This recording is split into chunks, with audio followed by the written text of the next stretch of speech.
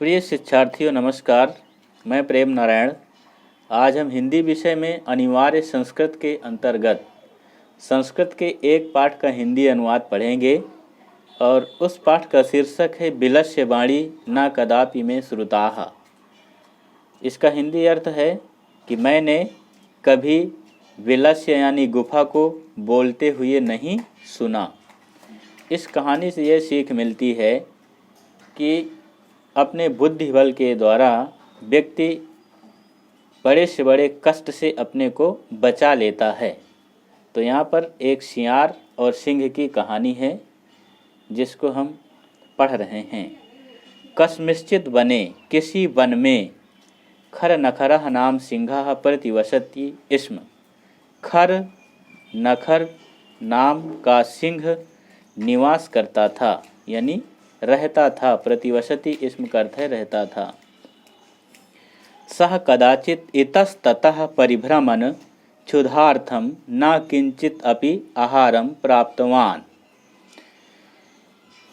क्षुधार्थम, भूख के कारण वह कभी इधर से उधर घूम रहा था, लेकिन किंचित अपि आहारम न प्राप्तवान, उसे कुछ भी आहार या भोजन प्राप्त नहीं हुआ। ततः सूर्यास्त समय एका महती गुफाम दृष्टवा सह अचिंतयत्। ततः तब सूर्यास्त के समय यानी सायंकाल एका महती गुफाम दृष्टवा, एक बहुत बड़ी गुफा को देख करके सह अचिंतयति, उसने सोचा, नूनम एतस्याम गुहायाम रात्रौ कोऽपि जीवः आगच्छति। ये नूनम का अर्थ होता है अवश्य ही। तो उसने सोचा कि नूनम अवश्य ही एतस्याम गुहायाम, इस गुफा में, रात्रौ रात्रि में, कोऽपि जीवः आगच्छति, कोई जीव आता है। अतः अत्रैव निगूढ़ो भूत्वा तिष्ठामि इति। अतः मैं यहाँ ही छिप करके बैठ जाता हूँ। भूत्वा का अर्थ है हो करके, निगूढ़ो छिप करके, यह अतः अत्रैव, इसलिए मैं यहाँ पर छिप करके बैठ जाता हूँ। एतस्मिन् अंतरे, इसी मध्य, गुहायाः स्वामी, गुफा का स्वामी, दधिपुच्छः, दधिपुच्छ नाम का श्रृंगालः समागच्छत, सियार आ गया।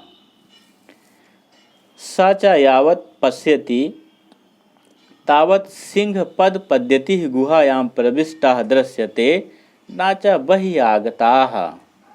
स च, और वह, और उसने देखा, यावत् पश्यति, उसने जब देखा कि तब सिंह पदः पद्यति, सिंह के पैरों के चिन्ह, गुहायाम प्रविष्टः दृश्यते, गुफा में प्रवेश किए हुए दिखाई दिए, यानी सिंह के पैर गुफा में प्रवेश करते हुए दिखाई दिए।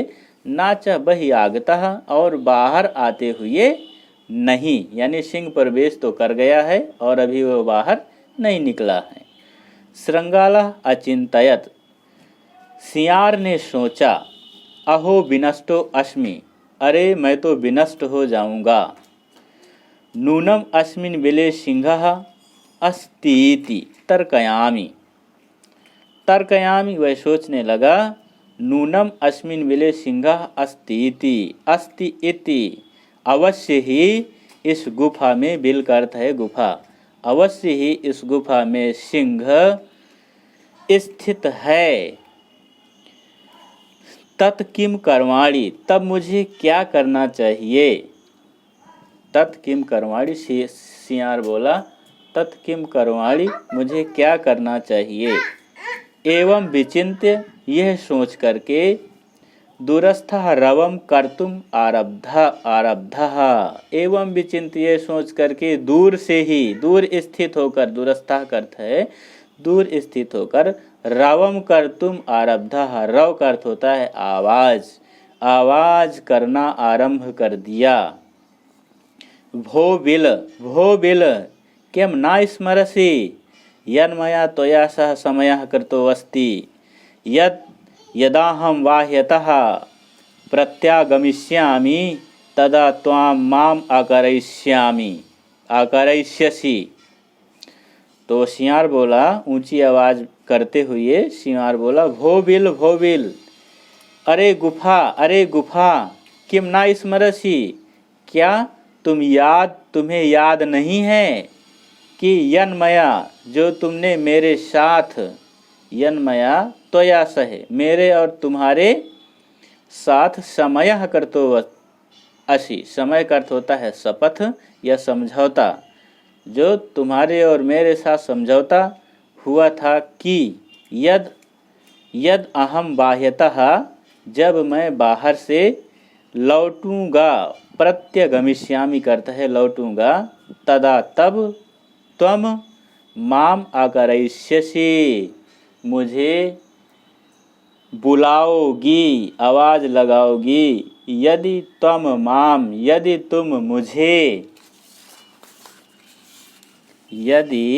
मुझे ना आहवयसि, यदि तुम मुझे नहीं बुलाओगी, तर्हि अहम, तब मैं, द्वितीयम विलम यास्यामि इति, दूसरी गुफा में चला जाऊंगा, इति ऐसा बोला। कौन बोला? सियार बोला।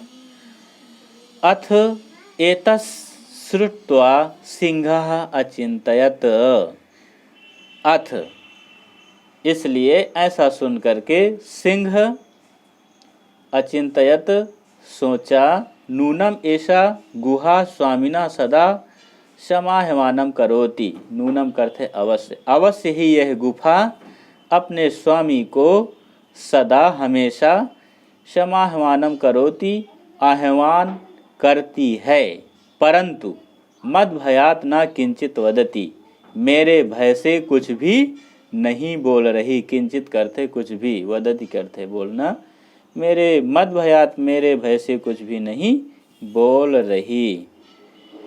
अथवा साध्वीवदम उच्यते, इस प्रकार ठीक ही कहा गया। साध्वीवदम का अर्थ है ठीक ही, उच्यते कहा गया है। क्या ठीक कहा गया है? भय संत्रस्त मनसा हस्तपादादि क्रियाः प्रवर्तन्ते न वाणी च बेपथु च अधिको भवेत। इसका अर्थ है भय संत्रस्त मनसा, भय संत्रस्त, भय से व्याकुल मन वाला, भय से व्याकुल मन वाले के हाथ और पैरों की क्रियाएं नहीं होती, या हाथ और पैरों की क्रियाएं होना बंद हो जाती हैं। प्रवर्तन्ते न वाणी, और वाणी भी नहीं निकलती। च वेपथु च अधिको भवेत, और बेपथु का अर्थ होता है कंपन। व्यक्ति के, प्राणी के शरीर में अत्यधिक कंपन भी हो जाता है। तात्पर्य है कि जब कोई व्यक्ति भयभीत होता है तो उसके हाथ और पैरों की क्रियाएं होना बंद हो जाती हैं, मुख से वाणी भी नहीं निकलती, और शरीर में कंपन हो जाती है। तद अहम अस्य आह्वानम करोमि, इसलिए मैं इस सियार का आह्वान करता हूँ। एवं सह विले प्रविश्य में भोज्यम भविष्यति, इस प्रकार, एवं सह इस प्रकार वह विले प्रविश्य, विल में प्रवेश करेगा और मेरा भोजन हो जाएगा। भोज्यम भविष्यति, मेरा भोजन हो जाएगा। इत्थम विचार्यम सिंह सहसा श्रृंगालस्य आह्वानम अकरोत, ऐसा विचार करके, ऐसा सोच करके सिंह ने अचानक सियार का आह्वान किया। सिंहस्य उच्च गर्दनम प्रतिध्वनिना सा गुहा उच्चैः श्रृंगालम आहवयत। सिंहस्य उच्च गर्जनम, शेर के ऊंची आवाज को, ऊंची गर्जना को के प्रतिध्वनि से, सा गुफा, उस गुफा ने, उच्चैः ऊंची आवाज में, श्रृंगालम आहवयत, सियार को का आह्वान किया। अनेन अन्य अपि पशवः भयभीताः अभवन्। अनेन जिस कारण से अन्य भी पशु भयभीत हो गए। श्रृंगालो अपि ततः दूरम पलायमानम इमं पपठ।